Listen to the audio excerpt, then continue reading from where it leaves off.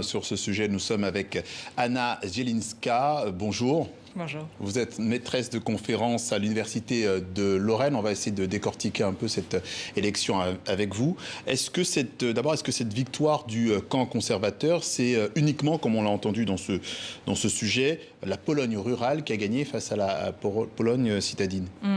Non, ce n'est pas que ça. C'est même assez réducteur. Effectivement, il y avait beaucoup de votants, des électeurs qui viennent des campagnes, qui viennent des milieux ruraux, de toute évidence.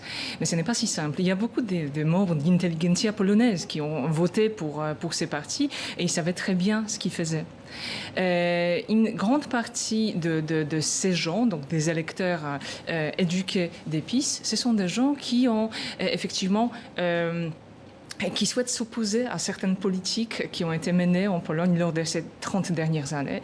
Ces politiques qui consistaient notamment à peut-être ne pas avoir écarté suffisamment des anciens membres du parti du peuple, du parti pro-soviétique, n'est-ce pas?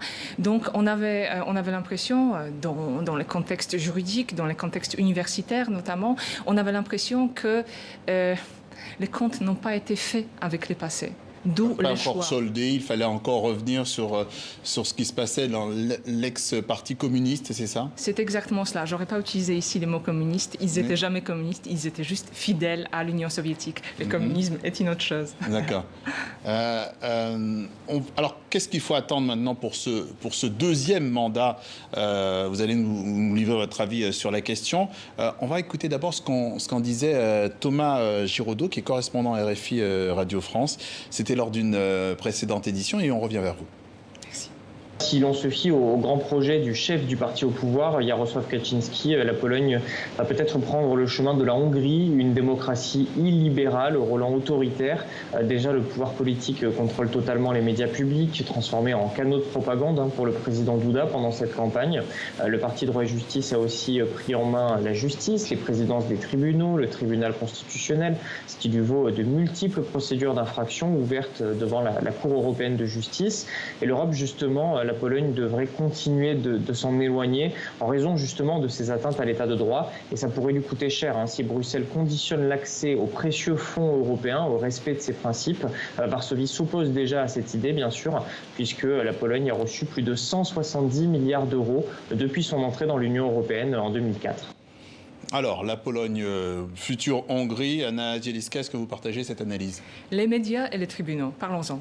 Les médias en Hongrie sont d'une part entre les mains du pouvoir, de toute évidence, mais de l'autre côté, les médias privés qui sont libres sont écrasés par le pouvoir actuellement. Ce n'est pas du tout le cas en Pologne.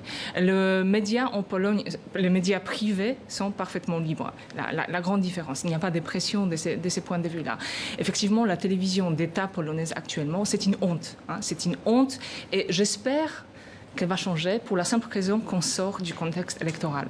Peut-être les reportages homophobes, les reportages antisémites vont cesser, je l'espère. Donc ça c'est très très important, mais ce n'est pas encore la situation hongroise. Donc ça, c'est pour les médias. En ce qui concerne les tribunaux, là, c'est très délicat. Mais il va falloir tout simplement continuer la lutte. Il ne faut pas oublier que 49,6% des Polonais ont voté pour les candidats de l'autre côté. Adverse, oui. Tout à fait.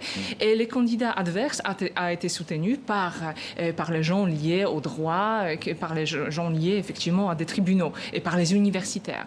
Donc tout simplement, cette partie de la société civile a tout son travail à faire maintenant. Ils sont obligés de défendre l'état des droits et ils vont le faire, j'en suis consciente. On n'est pas en Hongrie. Et on suivra effectivement ça avec attention. Est-ce que le bras de fer, parce que ça c'est sûr, il y a quand même un bras de fer entre Varsovie et Bruxelles, est-ce qu'il peut encore durer?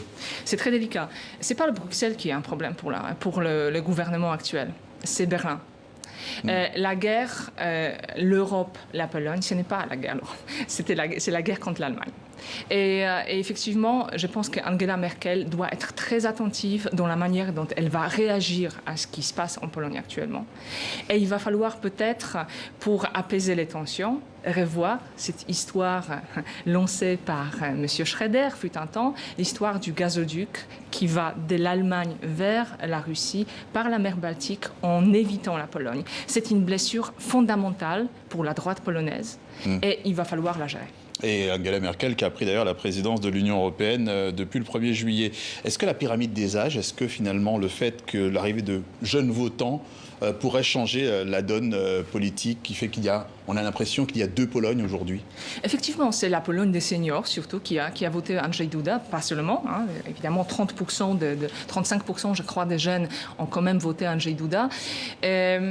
C'est précisément la Pologne des seniors qui a encore des souvenirs des maladresses de la transition. Donc cette maladresse, il va falloir la réparer. Et Andrzej Duda a eu cette bonne idée avec les PiS de faire un travail social très important. Et il a séduit son public. Anna Zielińska, spécialiste de la Pologne et maîtresse de conférences rattachée à l'Université de Lorraine, professeure aussi à Sciences Po, si j'ai bien compris. Merci d'être passée par le journal de TZ5 Monde. Merci infiniment.